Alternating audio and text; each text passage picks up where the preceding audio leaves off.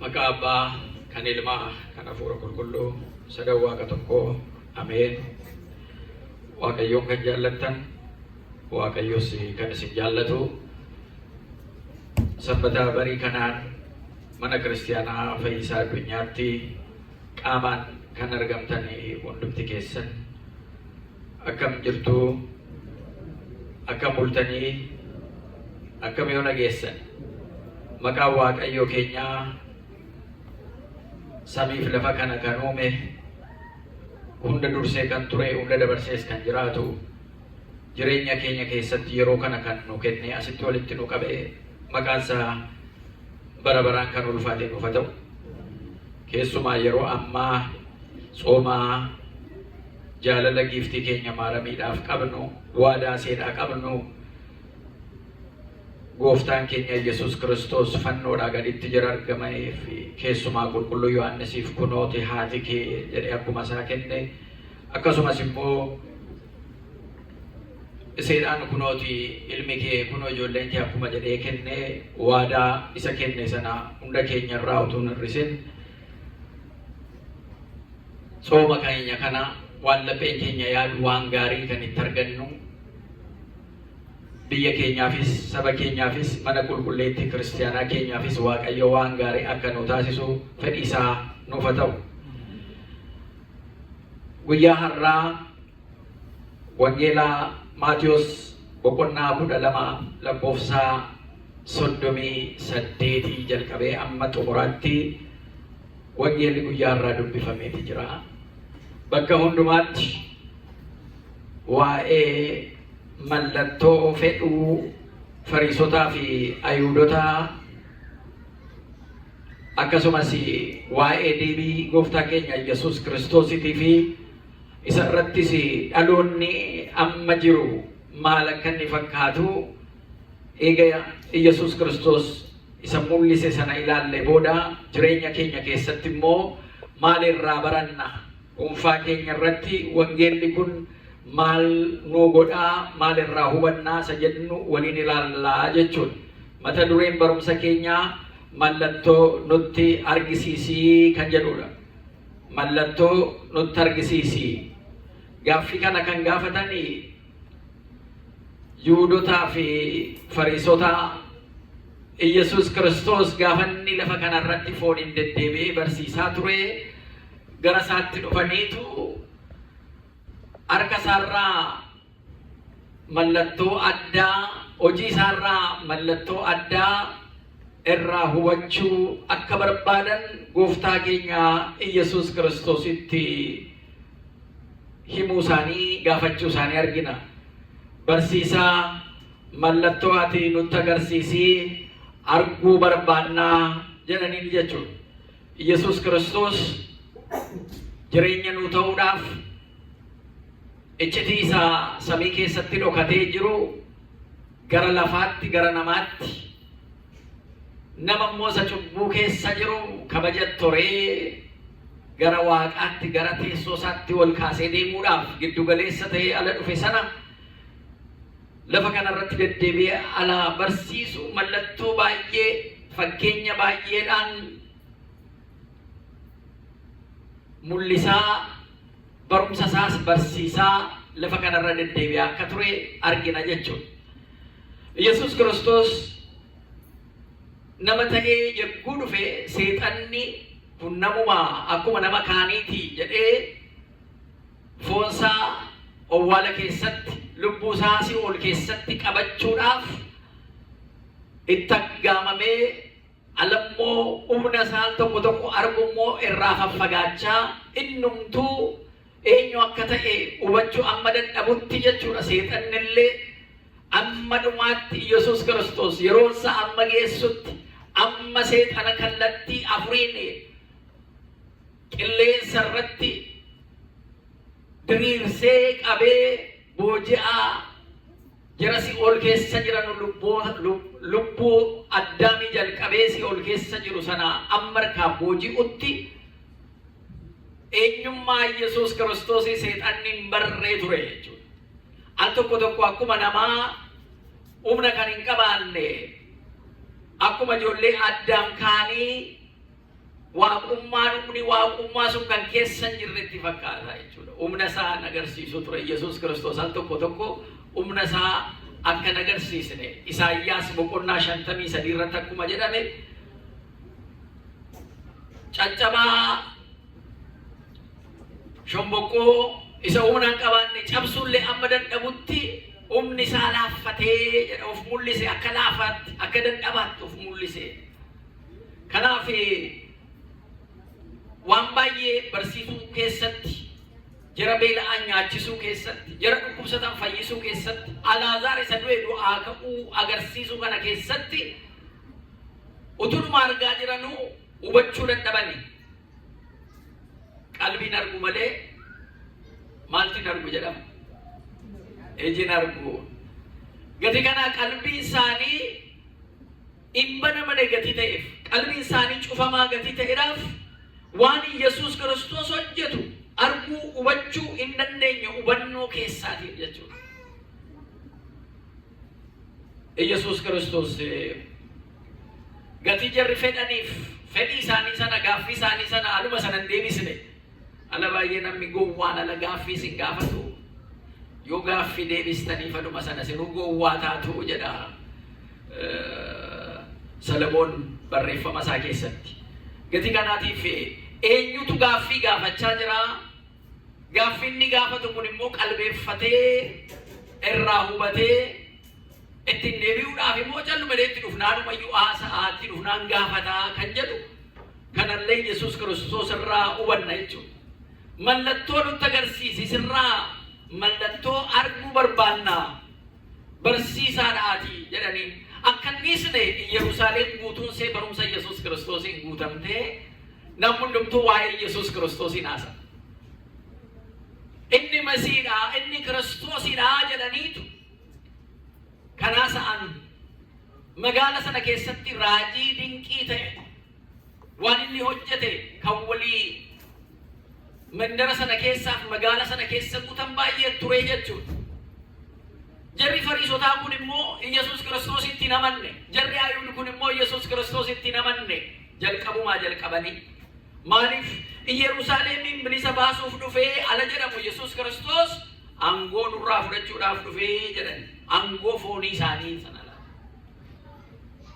Teessoo mootummaa sana, galma mootummaa sana laalanii Yesuus isa Yoosefii fi Maariyaamiin guddisan sana Samaaramii irraa dhalate doom jarri Yoosefii irraa iyyuu dhalate jedhanii kan maqaatti baasanii akkuma nama kaanii maqaa isaa xureessuu barbaadan jechuudha. Inni garuu qulqullina isaa hin beeka.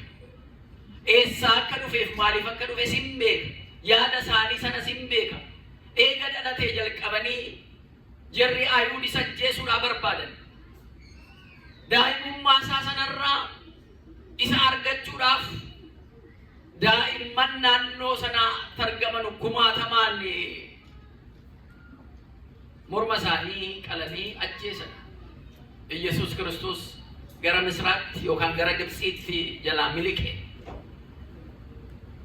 Eega namichi lubbuu Yesuus Kiristoos balleessuu barbaadu sun eega angorraa ka'ee booda Yoosefitti ala deemus akkuma hime ala deebi'usitti meetu lubbuu isaa balleessuu kan barbaadu sun angoo isaa irraa bu'ee jiraati. Daa'ima kana haadha isaati wajjin fuudhitiif gara biyyaatti deebi'i ittiin jedheet gara Yerusaalemitti akka deebi'u. Seenaa kana hundumaa Ayhuudonni hin beeku. Garuu itti amanuu dadhabani. Garaan isaanii banamee fudhachuu dadhabani. Maaliif yoo jenne barumsi Yesuus Kiristoos fidee barumsa addaati. Kan jarri baratan seera Musee sanarraa kan jarri baratan addaa.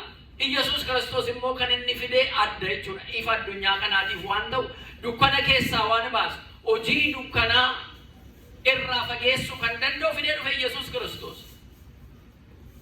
Seera Musee keessatti fakkeenyaaf namni ilkaan cabse ilkaan isaa cabuu jedha.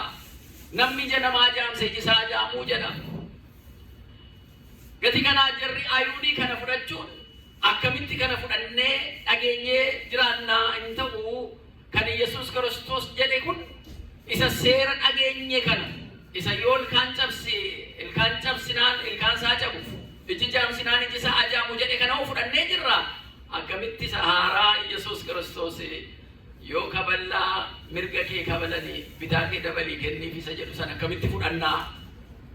Yoo uffata kee irra keessaa kana nan fudhadhe namni tokko isa jalaas dabalii kenniifi jedha. Isa kana akkamitti fudhannaa jedhaniitu isa adamsuu turan jechuudha. Yesuus Kiristoos nama ta'uudhuma isaatiin iyyuu kabaja namaaf qabu mirgi namaa ammam akka ta'e ilmoon Addaam kabaja jarri qaban isa addunyaan tuffate isa addunyaan darbate walitti qabee kan dhufe abdii ittoo regatii ta'edhaaf jarri ayuun immoo angoorra kan jiran qabeenyas kan qaban isa kaan kan tuffatan isa kaan kan dhiiban gatii ta'edhaaf faallaa jarri baratanii sana Yesuus Kiristoos isa barumsa sirrii fidee dhufnaan fudhachuu didan jechuudha. Utuu fuulduree isaaniitti hojjetu amanuu dadhabani. Amma guyyaa isa kana Maatiyos 12 irratti egaa gara isaatti dhufaniitu gara isaatti dhufuun immoo dirqama isaanii ta'e. Maaliif biyyi hundumtuu waa'ee Yesuus Kiristoosiin haasa'a. Waa'ee isaa nageenya jechuu hin danda'an. Waa'ee isaa hin argine jechuudhaaf hin danda'an. Magaalli hundumtuu barumsa Yesuus Kiristoosiin guutamee gatii jiru. Maqaan isaa ulfaata. Addunyaan hundumtuu barumsaan isaatiin guutamee jira amma yeroo amma. Barumsi isaa akka aduu kanaa ifee dukkana keessa jiraniif illee ifa ta'eefii jira jechuudha. Maqaan isaa ulfaata. Isa kanaan jiran, isa kanaan walitti dhufne, isa kanaan amantii keenya bu'uureffanne barumsa Yesuus Kiristoosii kanaanii jechuudha. Qulqulloonni karaa irra deeman, bartoonni isaa karaa irra deeman, karaan isee sirrii, karaan isee ganamaa, karaan isee dhugaa jechuudha. Jarri Ayuudii fi Fariisonni kun garuu isanni barsiise sana hubachuu, qalbeeffachuu, amananii itti deebi'uudhaaf hin dandeenye kanumaafuu dhufaniitu mee mallattoo sirraa arguu barbaannaati mallattoo nutti agarsiisii jedhanii.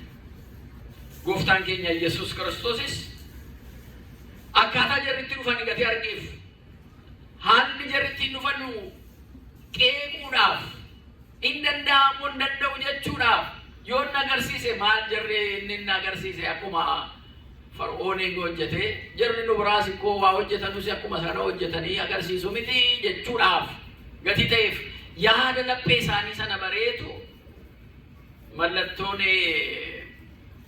jarri barbaadan sanatti agarsiisu mannaa dhaloonni maal jedheetu dubbate waa'ee dhaloonni Amoonii fi sagaagaltoonni mallattoo barbaadu jedhe. Haa ta'u malee mallattoon immoo jaraaf hin kennamu. Amaa gatii ta'aniif, sagaagaltuu gatii ta'aniif, sagaagaltuun kanattis sanattis qaama see dabarsitee kenniti. Sagaagaltuun amantaas har'a iddoo tokko jirani bor iddoo tokko iftaan iddoo tokko deemu yaadaan qalbeeffatanii waaqa barbaadanii utuu hin ta'in mallattoo barbaadanii iddoo tokko ba'anii iddoo tokko deemu waan nagaan sana hundatti fudhatamu qalbii isaanii. Kanaaf sagaagaltuun amantaa jechuu isaanii yeroodhaan amantaas kan jijjiiran waaqni amananu tokko ta'ee utuu jiru fedhiin sagaagaltootaa wanti jarri barbaadan waanuma tokko waanuma wal fakkaataa ta'ee utuu jiru namarraa jijjiiru nama tokkorraa nama tokkotti darbu. Akkasumas sagaagaltoonni amantaa waaqni tokkuma ta'ee utuu jiruuti waan tokko ala dhagaan iddoo tokko ba'anii iddoo tokko immoo ba'anii iddoo tokko dhaqu. Gatii kanaatiif jarri akkanaa kan Yoonaas fakkeenya mallattoo kenname sanaan alatti mallattoon kan biraa hin jiru jedhee jira barsiise jechuudha. Jara hangalle inni kun iyyuu mallattoo Yoonaas kenname caalaa mallattoon kan biraa hin jiruutti jedhe.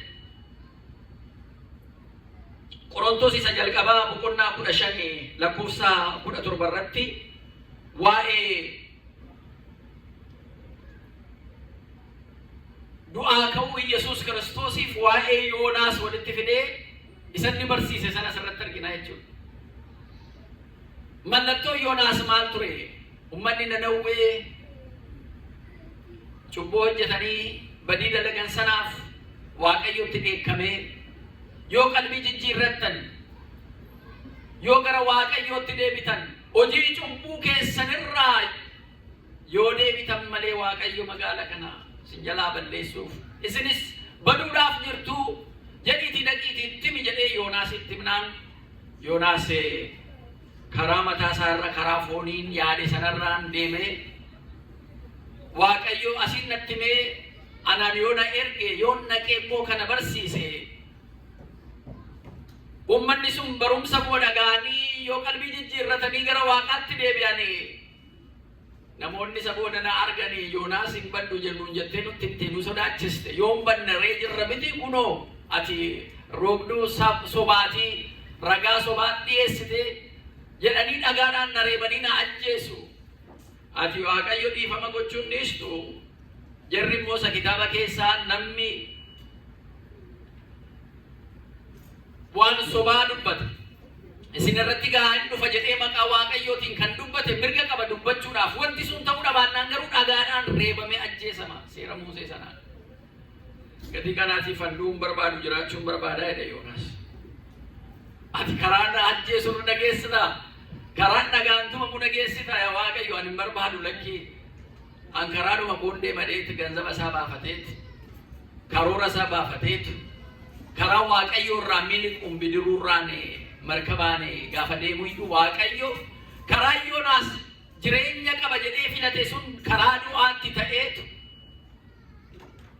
qurxummii sana liqimsamee halkan sadii fi guyyaa sadii galaana keessatti karaa Yoonaas fooniin filate karaa inni qabeenya isaatti baase istirateejii pilaanii karoora inni baafate sun karaa du'aa akka ta'e waaqayyotti agarsiise galaana irratti qurxummiidhaan nyaatamu qurxummiin sun bishaan keessa immoo guyyaa sadii halkan sadii bishaan keessatti isa baatee akka yaada isaatti dhumeera jechuudha du'eeraa jechuudha injiru jechuudha immoo waaqayyo waan karoorfate waan uummata isaatiif ta'u waan nuu ta'u tokko tokkoon keenyaan yoo ture illee numa hojjeta gatii ta'eedhaaf nuni isaal tokko tokko akka fedhii keenyaan eeyyama keenyaan filannoo keenyaan isa waaqeffachaa jiru nu laallisuudhaaf jechuudha karaan waaqayyo sun karoorri waaqayyo sun Yoonaas inni sammuu qabu ala diduu qurxummiin inni guddichi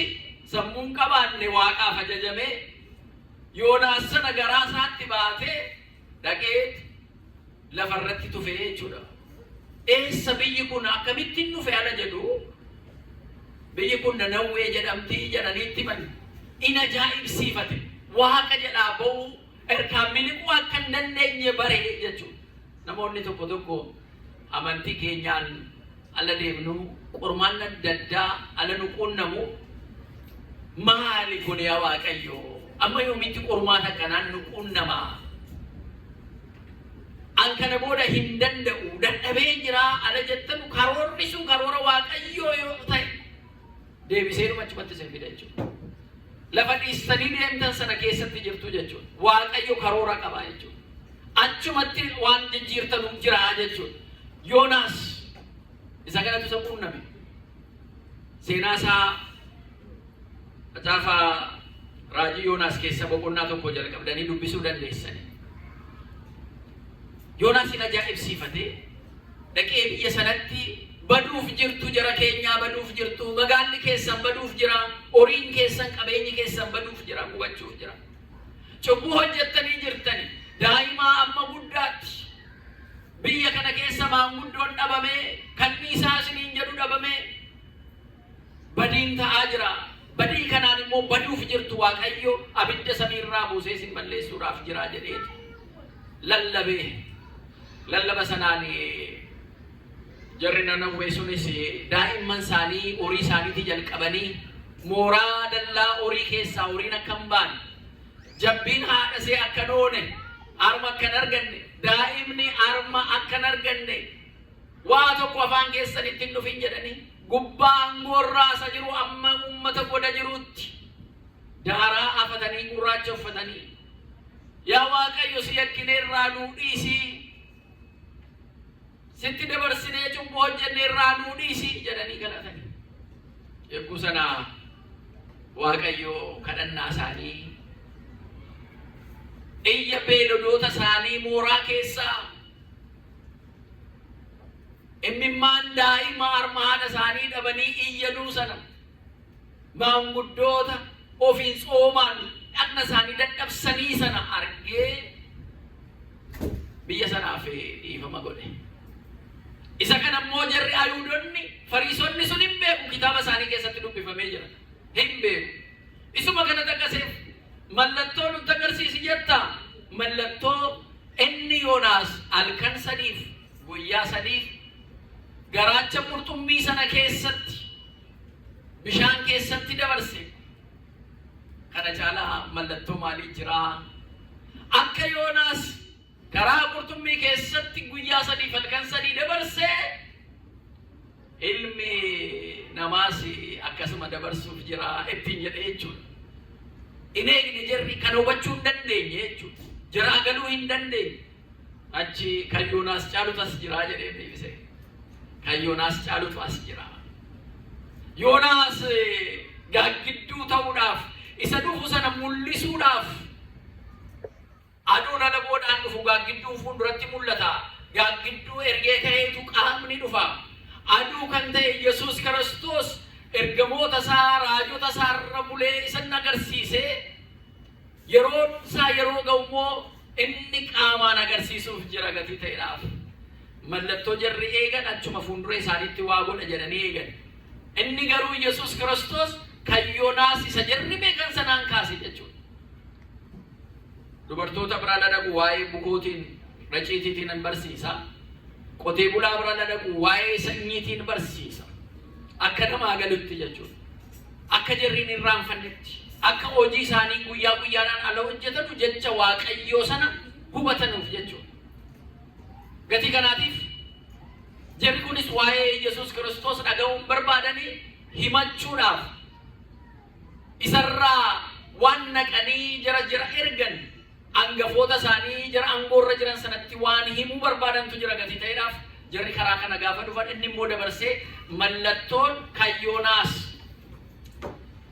isarratti inni jiru sun guyyaa sadii halkan sadii Yoonaas garaa qurxummii keessatti inni dabarse sun mallattoo hunda caaluudhaatti jedhe jaraan galle. Maaliif Fariisonni du'aa ka'umsi hin jiru jedhanii jara amananuudha. Du'aa ka'umsi hin jiru jedhanii gatii amananuuf Yesuus Kiristoos immoo Yoonaas halkan sadiif guyyaa sadii raajii kana keessa dabarsee isinitti agarsiisee jira. Isa kana kan caaluti immoo as jira jedhee ilmi namaa ofiin jedhe. Ilmi namaa Yoonaas akkuma halkan sadiif guyyaa sadii garaacha qurxummii guddichaa keessa akka ture ilmi namaas immoo yoo asin dabarsitanii ala kennitanu halkan sadiif guyyaa sadii awwaala keessa ture isa booda immoo ka'aa jechuudha galanni isaaf haa ta'u. Iccitiin inni kun hiika cimoo hubannaa cimoo barbaada jechuudha. Yoonaasiif ilma namaa kan inni ofiin jedhe Yesuus Kiristoos kan inni asirratti barsiise kun akkamitti mallattoo akkamiitiin akka inni walitti dhufu jechuudha. Inni kun barattoonni kun jarri kaanii isa bira dhaabbatanii ala dhaggeeffatan Ayuudonni garuu ammas waan Yesuus Kiristoos jedhe kun tasuma iyyuu jaraa hin galle. Tasumatti iyyuu barachuu ala dhufan fakkeenyaan itti haasa'a. Fakkeenyaan immoo ala inni itti haasa'u isa ogummaa qabuuf ibsuudhaaf. Isa ogummaa hin qabne immoo burjaajessuudhaaf itti himaa jedha. Andimtaa isa jedhamu yookaan hiika kitaaba qulqulluu keessumaa kan Maatiyos irratti andimtaa Maatiyos irratti afaansaa fakkeenyaan barsiisu jalqabee. Maaliif fakkeenyaan barsiisu jalqabee ana jedhamu iccitiin jara beekuun kennameef akka beekanitti jara dogongorootaa fi wallaaltota garuu utuu hin beekna jedhanii utuu waa tokko hin beekin hin beekna jedhan of tuulota jara ta'an garuu jararraa dhoksuudhaafi jedha. Maaliif qalbii isaanii laphee isaanii cufaa gati ta'eef jechuudha. Egaa mallattoon inni guddaan inni jalqabaa kun kan Yesuus Kiristoositti agarsiisedha jechuudha. Kan ofii isaatiin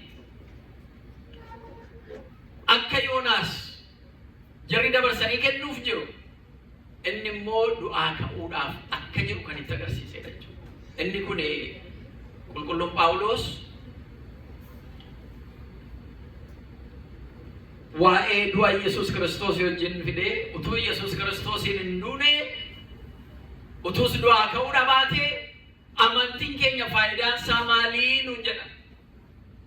Utuu Yesuus Kiristoos du'ee achiin hafee jechuudha yookaan utuu ka'uudha baatee jechuudha. Amantiin keenya maalii jedha. Amantii kan hundeessan namoonni baay'een du'anii achitti kan hafan jiru. Amma awwaalsi isaanii kan beekamu lafa kanarra jechuudha. Kan Yesuus Kiristoos garuu owwaalli isaa duwwaatti hafe. Owwaala isaa duwwaatti hambisee ka'uunsaa sun du'aa ka'umsi yookaan tinsaa'een kiristaanotaa mirkanaa'uu sana kan nutti agarsiisudha jechuudha. Mallattoon inni guddaan isa kana. Inni kan inni dubbate isa kana. Garuu jaraaf galuu hin dandeenye. Iccitii kan akka hubannu kan nu taasise Waaqa keenyaaf galanni isaaf haa ta'u. Namoonni baay'een amma wanaatti illee waa'ee du'aa ka'umsaa iccitiitti ta'ee akka faarisoota kanaa fi akka barreessitoota isaanii akka Ayihudootaa kana gaaffii kan itti ta'u baay'ee jira jechuudha. Waa'ee du'aa ka'umsaa. Inni kaan namni eega du'ee booda lammata dhalataa, sadaffaa dhalataa, afuraffaa dhalataa isa booda waaqa waaqeffatu sanaa wajjin tokko ta'ee jiraataa jedhanii jirra akka Hinduism, Shantism jedhaman rebirth concept yookaan ilaalcha lammata dhalachuu karaa kanaan kan barsiisan illee jiru. Amantiidha jarri Hinduismii, Shantism jarri jedhaman jechuudha. Waa'ee du'aa ka'umsaa. Jarri kaan immoo waa'ee du'aa ka'umsaa kana jarri akka Yihuudootaa immoo jarri Fariisotaa namni ammuma jiru jira. Eega du'ee booda umaattuun baasoo umaan baasoo kan jedhan immoo jiru jechuudha. Kiristoos seenaan isa kana jijjiire. Du'aa ka'umsi Yesuus Kiristoos mallattoo isa guddaa isa kan Yoonaas caaluu sanatti agarsiise. Namni akkamitti sammuu keessaniin ala laaltan bishaan keessa guyyaa 3 irra keessa miti. Goda bishaanii guyyaa 3 halkan 3 jiraachuu danda'a. Beekumsas hin beektanu, saayinsiis hin beektanu. Yoo oksijiinii dugdatti baattatee keessa gale yoo ta'e malee yoo afaan isaatti bishaan akka hin galle funyaan isaatti akka hin galle oksijiinii qabatee yoo ta'e isuma iyyuu guyyaa 3 halkan 3 hin danda'a sa'aatii amman achi keessa turuun. Beekumsa namaatiin saayinsii amma wanaa jiru bahar sarwaajise jedhani yookaan galaana keessaa gadi fagaatee kan deemu markaboonni nama waraanaa adda addaa jiru irra keessaa mul'atan akka manaatti waan hundumaa achi keessaa qabu. Keessumaa giddu galeessa ba'aa kanarratti waraanni yagguu gaggeeffamaa ture hojiirra kan oolan jechuudha. Jarri keessi isaanii akkuma jiruun bishaan kan hin galchine cufamaa gadi ta'eedhaaf gadi fagaatanii akkuma qurxummii keessa deemu gadi ta'eef garaacha sanaan immoo namni achi keessa ta'ee kan hojjetu jira. Bahar sarwaajiin kun mataan isaayyuu nuyi amantaadhaaf akkanatti baranne. Jarri immoo sammuu jaraa kenne saayintistoonni immoo isuma Yoonaas kanarraayyuu fuudhaniitu namni galaana keessa halkan 3 guyyaa 3 eega taa'e galaana akka Yoonaas qurxummii guddaa hojjennee garaa isaa keessa yoo teenye deemnee jedhanii hojjetanii ta'a. Kana malee oksijiinii utuu qabaatiin beekumsa amma addunyaarra jiruun nama fuutanii galaana keessa yoo bu'e aluma sana bishaan afaanii funyaaniin lixeetu lubbuu isaa dhabsiisa malee jiraachuu hin danda'u. Isuma keessatti bineensi dhufee liqimsee immoo jechuudha. Qurxummiin inni guddaan isa liqimsee immoo garaa qurxummii keessa immoo halkan 3 guyyaa 3. Kun ajaa'iba karaa Waaqayyoo qabu jireenya keenya keessatti nutti agarsiisudha. Ana baay'ee jireenya keenya keessatti waan beennuun jiraachuu barbaadna. Sirriidha waan beennuun akkaataa ittiin baranneen akkaataa muuxannoo ittiin qabnuun jireenya keenya fooyyeffachuun garuu isatti hin hirkatinaa nuun jedha. Barumsa keetti hin hirkatin eenyutti hirkadhu sin jedha. Waaqayyootti hirkadhu. Karaan Waaqayyoo kan biraadha. Karaan Waaqayyoo irra deemu kan biraa. Karaa addaa qaba Waaqayyo maqaan isaa ulfaatu. Nama ajaa'ibsiisa. Hojiin Waaqayyoo baay'ee nama ajaa'ibsiisa. Saayinsii beeku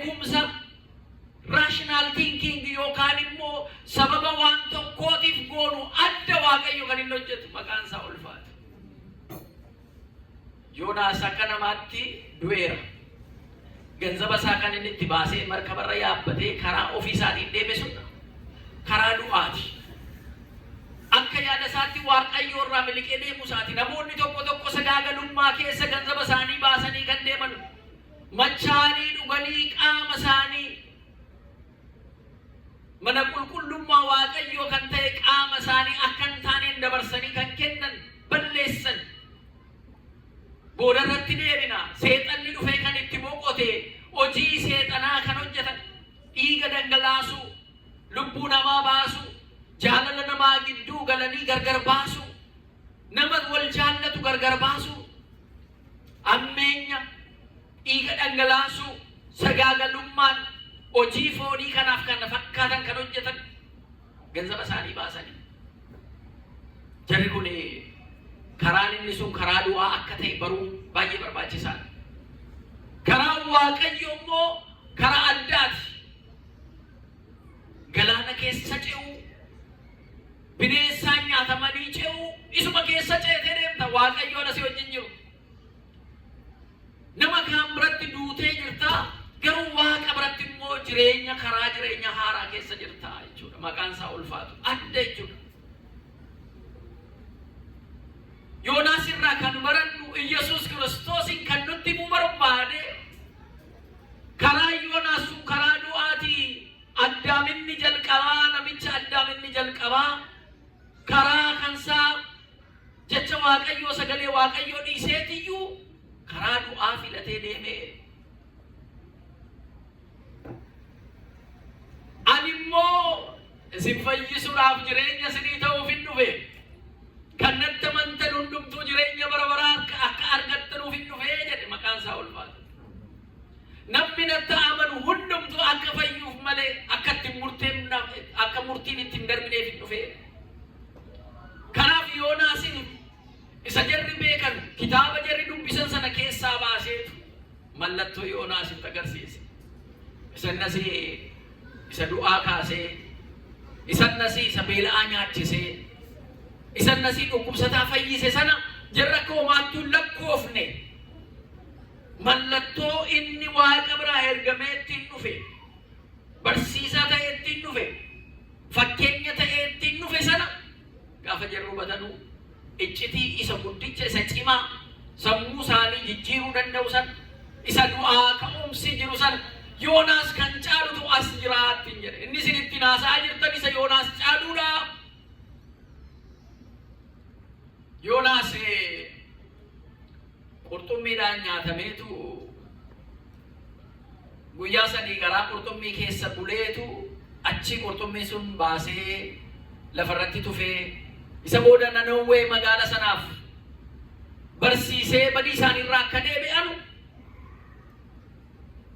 jarris deebi'anii magaala isaanii badiirraa fayyifatanii kadhannaadhaan soomuudhaan iyyuu boo'uu gara Waaqayyootti gochuudhaan balaatti dhufu sana keessaa miliqani. Isin Ayuudonni dabarsitanii na kennitu, na fannistu, na ajjeestu. An garuu Yoonaas akka guyyaa sadii falkan sadii karaa qurxummii sana keessa ture. Ani ajjechaas na ajjeestan sana awwaalame sana guyyaa sadiif guyyaa halkan sadiif guyyaa sadii eegan keessa bule booda awwaalli sun duwwaatti fedhee itti hime seenaa jijjiiree jechuudha. Mallattoo isa guddaadha. Jaraaf garuu hin galle. Jaraa galuu dhabaannaan maal jedhe irra deebi'ee ummanni dhaloonni badduu sagaagaltuun kun mallattoo barbaadu. Mallattoon kan Yoonaas caalee hin jiru eega jedheenii booda ummanni Nanawwee saba kanarratti guyyaa dhumaa dhufaniitu murteessuudhaaf jiru jedheen. Ummanni Nanawwee magaala isaanii waan Waaqayyo biraa itti dhaamame sana dhaga'aniitu Waaqatti iyyan. Yaa Waaqni nu dhiisii si akkinee utuu beeknu utuu hin beekin si akkinee jirra. Yaa Waaqayyo dhiifama nuu godhi. Magaala keenya nu eegi, biyya keenya nu eegi, ummata keenya nu eegi, qabeenya keenya nu eegi yaa Waaqayyo. Si malee kan biraa hin beeknu. kanaaf cubbuu nu keessa jiru kunoo laganne guyyaa sadii falkan sadii daa'imni harma haadha ishee akka noone horiini dallaa horii keessa akka hin baane akka marga hin arganne maanguddoon daa'imman dargaggeessi akka waa tokko afaan isaanii hin geenye Soomaan lagannaadhaan yaa Waaqayyo sitti iyyaa jirra. Daa'imman harma haadha isaanii dhabanii iyyaa jiru. Jabbiinni harma haadha ishee dhabdeetu baroodaa jirti. Mooraa keessaa magaalli sun inuma iyya. Qalbii keessanii mee ilaallaa. Utuun nyaatiin utuun dhugin eenyuyyuu jabbiina haadhatti utuun ba'in daa'imman haadha isaanii harmatuun hoosisin. Kana caalaan nutti dhufaa jira jara keenyaa kanarra afuudhaa fi rakkina guyyaa sadii kana nu wayyaa jedhaniitu teessoo isaaniirraa bu'anii daaraa afatanii gurraacha uffatanii yaa Waaqayyo sitti hafne jedhanii bu'an. Jecha Waaqayyoo karaa Yoonaas dhaqeen sana amanuu isaanii biyya Nanawwee sanaaf amantii isaanii isa cimaadha jechuudha. Wanta jararratti ta'uuf jiru sana Waaqatu kana nutti ergee irraa akka deebinuuf nutti ergame waliin waaqa kadhannu jedhanii tokko ta'anii waliin ka'uun isaaniis waan guddaadha jechuudha. Amantiin inni kun dhaloota amma sagalee Waaqayyoo ala hitti manbadiirraa deebi'aa qalbii jijjiirradhaa jedhanu jara hin amanneef waa'een uummata Nanawwee kun ragaa ta'ee jarrillee Waaqayyo isinitti himee jira bara dhumaarra hundumtuu sagalee Waaqayyoo dhagaa jedhamee barreeffamee jira. Yeroo ammaa sagalee Waaqayyoo kan hin dhageenye hin jiru. Afaan adda addaatiin addunyaadhaan daangaa amma daangaatti. Addunyaa hunda sagalee Waaqayyoo wal ga'ee jira. Kana keessatti dhagaanii kan qalbii jijjiirratan hin fayyu. Kan qalbii hin jijjiirranne garuu murtiidhaaf itti ta'aa jechuudha. Isa kanarraa eeguudhaaf immoo akka jara Nanawwee kana qalbii jijjiirratanii yoo deebitanii amma magaalaan jirre magaalaa Nanawwee sana waamnee waa'ee sanaa lallabuudhaaf miti. Akka biyyaatti iyyuu biyyi keenya maal keessa jirti? Uummanni keenya maal keessa jira? Akka dhuunfaatti jireenyi keenya maal fakkaata? Jireenyi mana keenyaa maal fakkaata? Waaqa wajjin jirraa'ee safuu cubbuu waan ta'e irraa of qusannee jirraa'ee safuu eegnee jirraa'ee yeroo ammaa kana mana tokko keessa namni jiru walii galee jiraata. Sanama tokko jettaati namumti dhuunfaadhaan kophaasa karaarra deemu iyyuu miilli isaa wal dhahaa deema.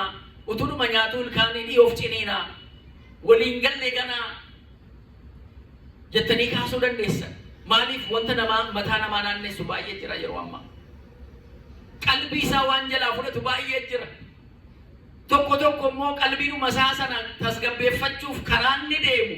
Keessa isaa sana nagaa argachuudhaaf isa iyyu keessa isaatii itti iyyu sanarraa boqota argachuudhaaf inni gaan waa xuuxachuutti dhaqeetu ala sana narraa tasgabbaa jedha. Inni kaan waa dhuguutti dhaqa. Inni kaan sagaagalummaatti dhaqeetu karaa ofirraa of jalaa miliqee jiraatu barbaada jechuudha. Karaan inni sun immoo karaa du'aatti ta'a. Eega xuuxee ka'ee booda takkala turutti dhufa. Sagaagalummaarra eega deemee booda ganzaba isaa baasee dhanna isaas baasee humna isaas baasee achi booda immoo deebi'ee of gaafatau ammasitti iyya jechuudha. Of sobuu hin danda'u. Amma Waaqatti himee qalbii isaan jijjiirrannetti badii cubbuun hojjete sun yeroo hundumaa isa himatti jechuudha. Nagaa isa dhowwiti jechuudha. Teessuma isa dhowwiti jechuudha.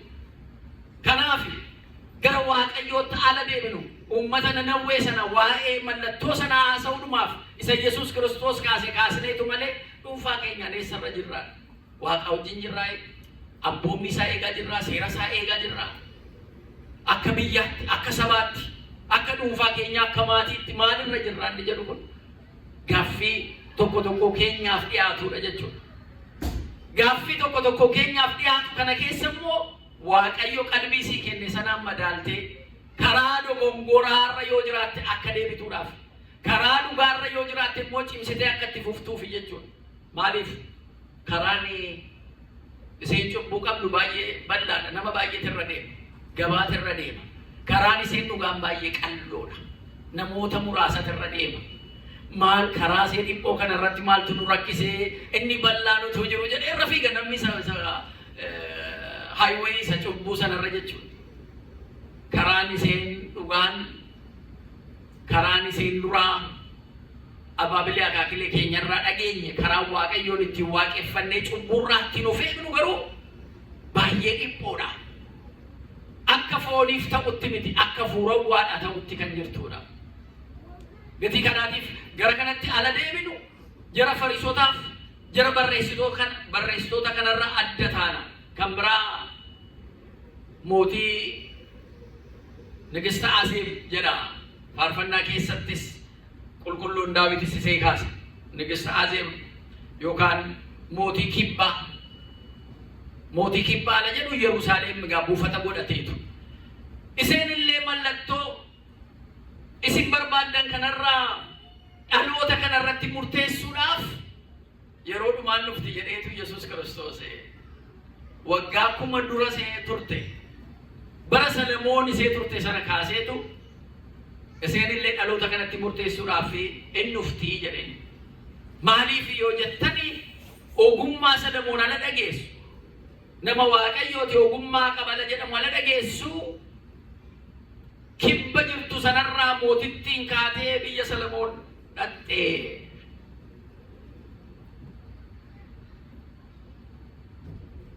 Ogummaa isaa sana ilaaluudhaaf isa kana keessa seenaa baay'ee jira. Gadi seenaa sana keessa galee waa'ee mootittii kibbaa kana kaasuudhaaf yeroo na daangeessa. Garuu Yesuus Kiristoostu kaase.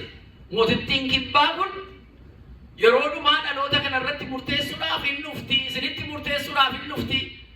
Fariisota nana isinitti murteessuuf hin dhufti. Ayuudota nana isinitti murteessuudhaaf hin dhufti. Isin fageenyarraa waa'ee waaqayyoo, waa'ee ogummaa, waa'ee kenna waaqayyoo barbaachuudhaaf magaala see dhiistee, biyya see dhiistee, qe'ee see dhiistee dhufte. Isin garuu asumatti mootiin isinii dhalatee Beetlehemitti mootiin isinii dhalateetu as jiru. Inni dhalate kun immoo Qaraaniyoo as jiru irratti fannifamaa jiru itti namannee isinitti murteessite. Anachi ba'ee fageenya kanarraan dhufeen ala ogummaa kana argu isin jarri Ayuudotaa iji keessan jaame. Utuu argitanuu iji keessan jaame, utuu dhageessanuu gurri keessan dhaga'uu dadhabee jaame. Duudee jira gurri keessan. Kanaafuu iji keessan utuu arguu kan hin argine kan jaame, gurri keessan utuu dhaga'uu kan hin dhageenye kan duude isinitti murteessuudhaaf mootittiin kibbaa guyyaa dhumaa sana dhaloota kanatti murteessuudhaaf inni dhuftii jedhe. Jarri Ayuudonni sun Beetlehemii tala dhalatu utuu arganii alanni cuubame, samiin baname, abbaan ilmi koo inna nan jaalladhu isa kanaadha isa dhagaa alanni jedhu hafuurri qulqulluun mallattoo gugeetiin dhufee ala sarara boqotu utuu arganii Ayuudonni kun kan isatti amanuu hin dandeenye. Isa du'aa Laazaariin du'aa alanni kaasu arganii isatti amanuu hin dandeenye, fudhachuu hin dandeenye. Raajii gurguddaa alanni hojjetu, seexana alanni ari'atu arganii isatti amanuu hin dandeenye. Kanaaf Azeeb mootittiin kibbaa dhuftee ala sana isinitti murteessite.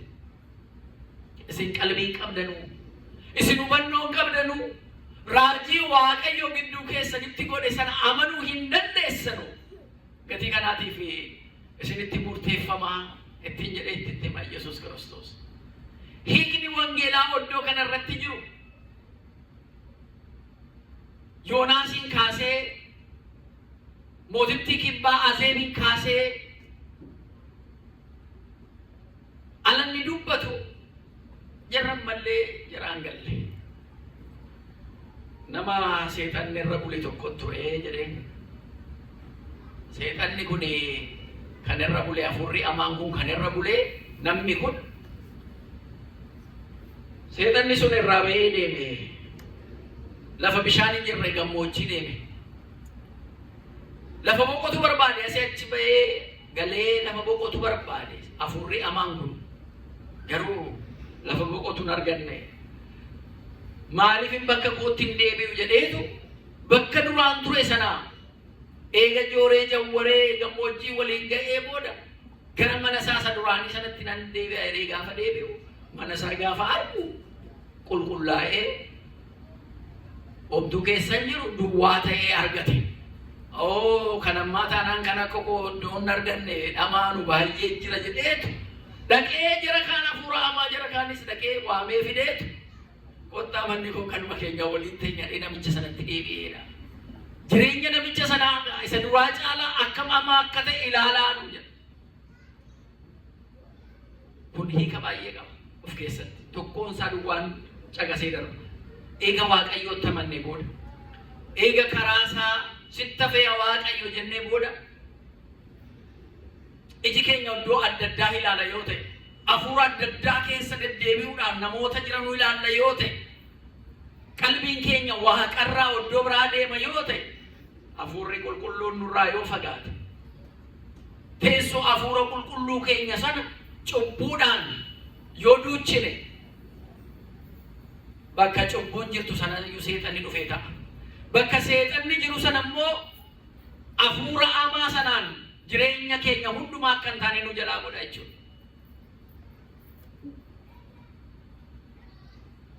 Eega cuubamne, eega amanne booda Waaqatti deebinee hojii hin taane hojjenna yoo ta'e,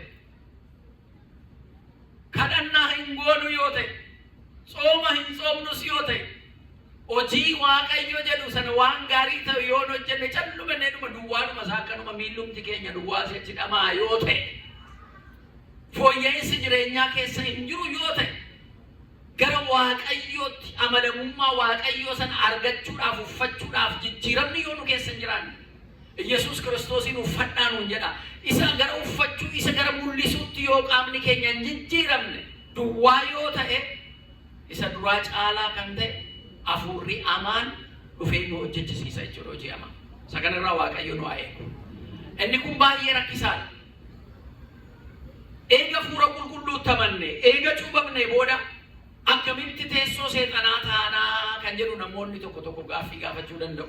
Inni kun maaliif bakka hafuurri qulqulluu jiru seexanni hin taa'u? Sirriidha. Seexanni biraan ga'u garuu waa tokko jira. Hafuura qulqulluudhaan eega cuubamnee maqaa isaatti eega amannee booda yoo cubbuu hojjenne hafuurri qulqulluun as yoo jiraate cubbuun sun dhufee asirra yoo taa'e seexanni immoo dhuftee cubbuu sana irra teessee jechuudha. Yoo qalbii jijjiirranne cubbuu sana balleessine hafuura qulqulluuf seexanni egaa walitti siquu hin danda'u miti. Seexanni achumaan baddee jechuudha. Taa'uu hin dandeessu jechuudha. Kanaaf cubburraa of eeggachuu yeroo yeroodhaan qalbii jijjiirrachuu kan jennus kanaafi jechuudha. Isa caalaa cubbuu akka nu hojjechisiise badiin keenya isa caalaa akka hin taane jechuudha. Kanaaf waa'ee Yoonaas, waa'ee mootittii kibbaa Nigistaazeeb jedhamtee asirratti Yesuus Kiristoos caqaste keessumaa mallattoo barbaachuudhaan yeroo ammaa du'aa boollaa kaasnaa, isa dhukkubsatee fayyisnaa, waan akkanaa samiirraa gadi buusna jedhanii yeroo dhumaa fakkaatu yeroo ammaa kanarratti namoonni maqaa amantiitiin maqaa gooftaa Yesuus Kiristoosiitiin mallattoo namoonni gatii barbaadanuuf mallattoo kan agarsiisna jedhanii waan baay'ee kan godhan jiru. Biyya keessatti sin nageenya miti baankan kaawwantii keessa meeqa jira kunoo amma nasii galeeraa amma yeroo ammaa ilaali isin jedhu. Asuma taa'ee yoon sii dabarse kaawwantii keetti birriin galuusaa mallattoo miti kun maqaa birriin darbeera. Bara durii kana gara maajii biyya jedhamu miizaan tafarii kana ceetanii Jimmaa miizaan tafarii ceetanii deemtanii wangeela barsiisuudhaaf gara sana deeme namoonni gurguddaan sooressoonni waggaa meeqa achi turtanii ala jennu waggaa achi turanii maal qabattanii biyya kana dhuftanii dura ala jedhamu nuyi qulfiidhumaa fi daawitii qabannee dhufneedhani mastaawutii isa jennu kana isa fuula waliin agarsiisan maal ittiin gootuu jennaan biyyi sun biyya warqeeti isa ammaa kanallee warqee baay'ee naannoo Gambeellaa jedhamu keessaa ba'uudha. Mastaawutii sana namoonni naannoo sana jiran amma kana jireenyi isaanii qullaadhuma isaanii jiraatu akkuma sanatti akkuma Waaqayyo jira uumetti bosona keessa maal keessa jiraatu turanii amma fooyya'aa dhufee jira. Bara sanatti garuu mastaawutii fuuneetti agarsiisnaa achi gaafa jirri gabaa ba'anu bakka tokko qabanneetu akkana gooneetti agarsiisna mastaawoti sana. Keessattuu fargu ala keessattuu farganu iniyyuu nama na fakkaate achi keessa jira kunoo maaloo jedhaniitu iyyuu achi booda natti agarsiisa la jedhanu fidi kaammana jennaan. Naa ala sanaan beekanu warqiin beekanu birrii wantini biyyoo warqee kana waliin sassaabannaa jedhan. Laala isa bishaan keessaa jarri funaananu sana. Maallaqa jarri qabanu ittiin funaannatu tokkotti agarsiisanii inni dhoksu achi nutti agarsiisi dhaqanii himanii dhufu. Inni dhaga'ee dhufe sun immoo nutti agarsiisi jedha. Oo sadii afur yoo taatan immaa gatiinsaa dachaadha jedhaanii ergaa fuudha birrii. Achi booda itti agarsiisa ofiin argeem jedhee deema waan akka raajii argeetti jechuudha.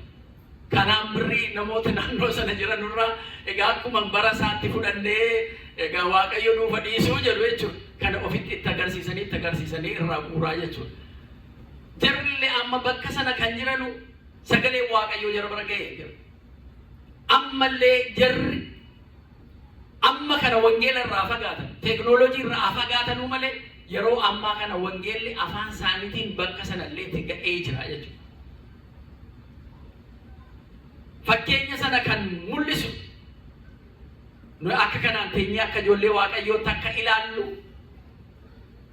Daawitii kan nu ta'e kan ittiin wal madaallu kan ittiin of ilaallu jecha gooftaa keenya Yesuus Kiristoosiiti. Gatii kanaatiif waa'ee mallattoo waan baay'ee kaasuu dandeenyaa turre yerootu nu daangessaa hojii Yesuus Kiristoos waan dinqisiisaa hojjete tokko tokkoon kaasnee kakuu haaraa keessatti kakuu moofaa keessatti Waaqayyoo waan dinqisiisaa akkamii akka hojjetaa ture akka agarsiisaa ture hin arginaa. Garuu yeroo nu daangessaa haa ta'u immoo malee yeroo tsooma keenyaa giifti keenya maaramee amma keessa jirru kanatti sagalee Waaqayyoo dhaga'uun galata Waaqayyoo galchuun faarfachuun biyyaaf tokko tokkoon keenyaaf maatii keenyaaf walii kadhachuun baay'ee barbaachisaadha. Mana kiristaanaa keenyaaf kadhachuun baay'ee barbaachisaadha. Uummanni Nanawwee guyyaa sadiitti biyya isaanii balaarraa hambifatan badiirraa hambifatan. Nuyi waggaa waggaadhaan tsoomii guyyaa 14 kana subaa'ee 2 jechuudha. 16tti inni kamaa guyyaa 16 irratti subaa'een garuu torba guyyaa subaa'ee 2 jedhama guyyaa 14. Egaa guyyaa 16 tsooma filsataa jennu kana keessa tala tsoomnu maatii keenyaaf bu'aan nuuf hinnu mana amantaa kiristaanaa keenyaaf bu'aan nuuf hinnu biyya keenyaaf magaala biyya keessa jiru Ameerikaanii kanaaf bu'aan nuuf hinnu maalii jennee wal madaaluun illee baay'ee barbaachisaadha jechuudha. Kan nu barsiise yoonaan nu ga'e iccitii isaa sadoo kan nu ibse Waaqa keenyaaf galanni isaaf haa ta'u.